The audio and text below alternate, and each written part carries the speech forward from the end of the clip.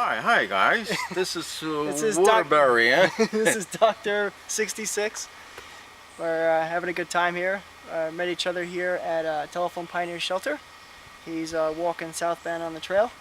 Absolutely great. He's having a First great time. time in my life I met this guy, and I'll guarantee you he's gonna really have answers for me. Showed him some of the gear that I was packing for the 5-day trek. He's very sophisticated. He's one of the tops I've seen.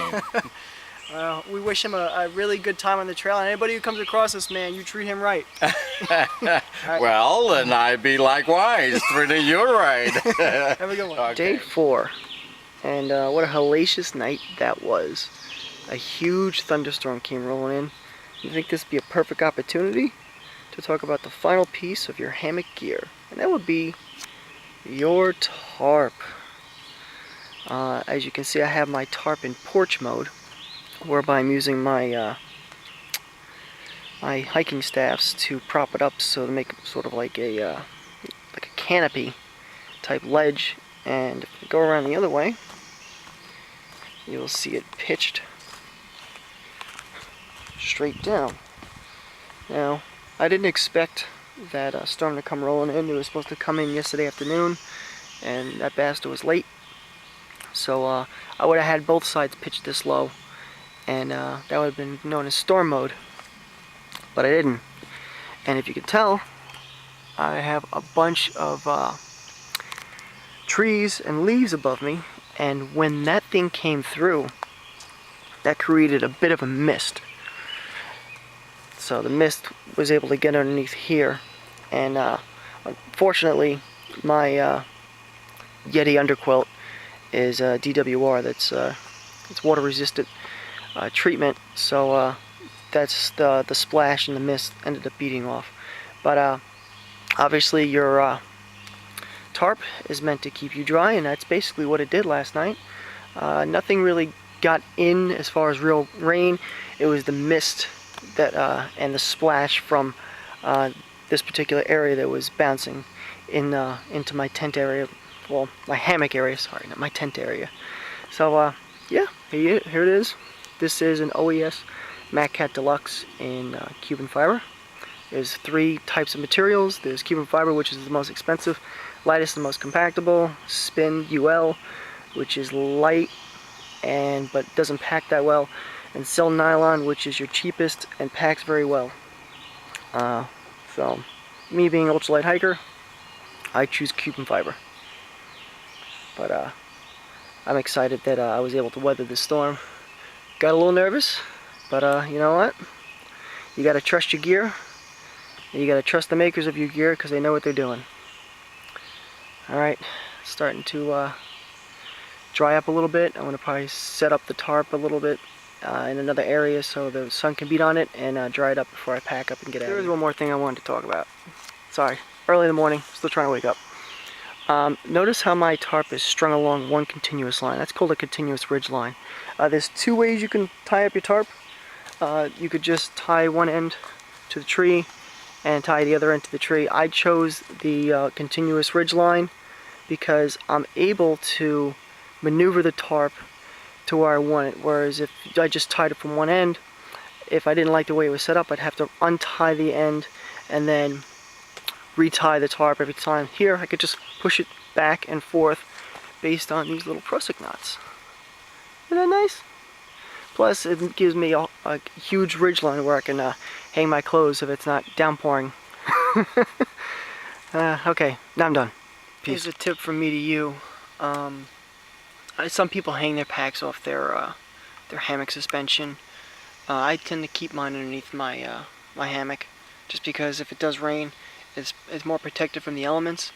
And also, I had clothing hung up, and when I heard the storm coming in, all I did was I took my pack cover and I threw all my stuff on top of my pack and threw the pack cover on, and bam, everything stayed dry. Well, drier than it would have been if it's laid out there on the hammock line. Now I'm going to throw it back up on the suspension, and hopefully the nice sun will dry out all the sweat that I was trying to dry out the night before. Alright, That's my tip from me to you. Those things were like 20 feet away from me. I never knew how huge they were. Oh my God. I'm in an open field, passing, looks like it seems to be a house. I guess they allow hikers to hike on this particular part of the stretch, but man, those things were huge. And it's the view from this open meadow. Pretty cool. Really? This is just so sick. I've been walking in this meadow probably around 15 minutes, and I gotta tell you, this is one hell of a sight.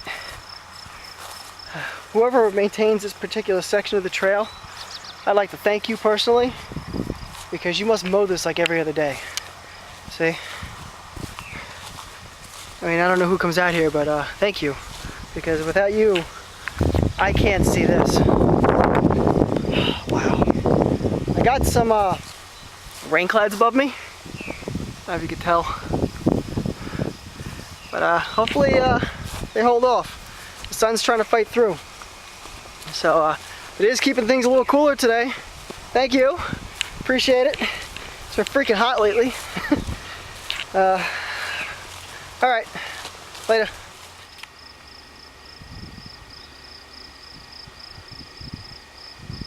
Since I got some time on my hands today, I discussed what happened yesterday.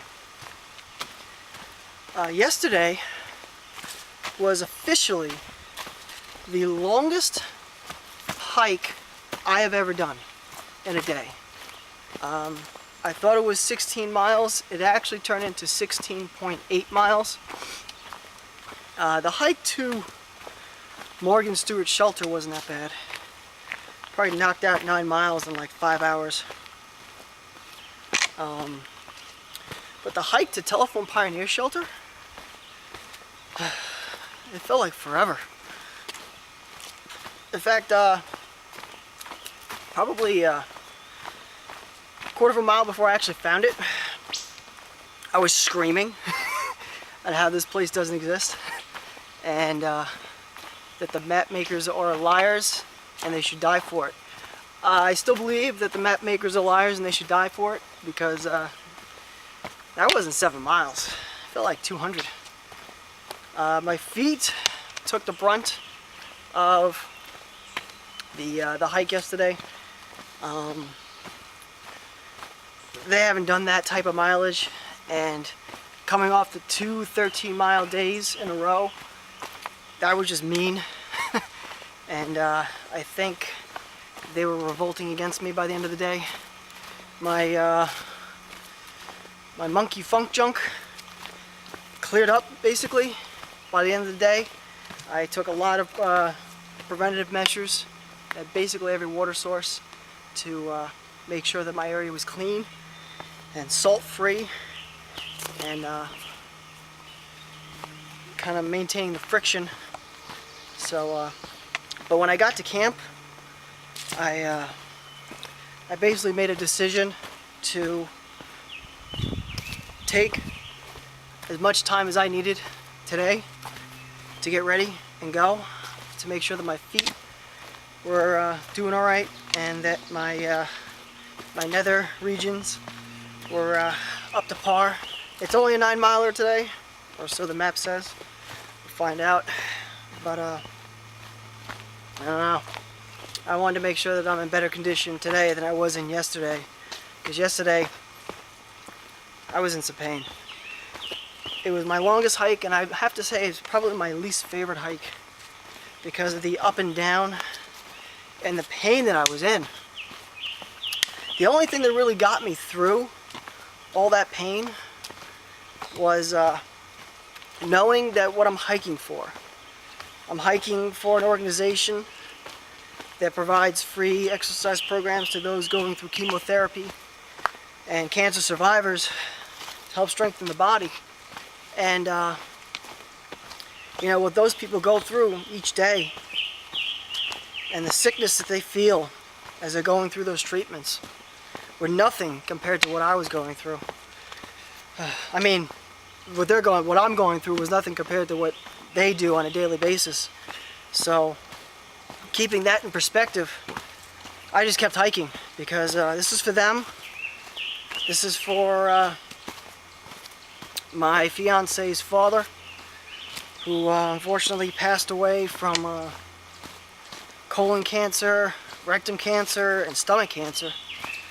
This is for my sister, who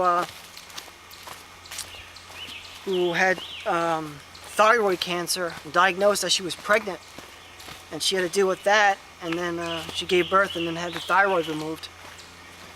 And this is also for my grandmother, who she hasn't had any cancer problems, but she recently passed away.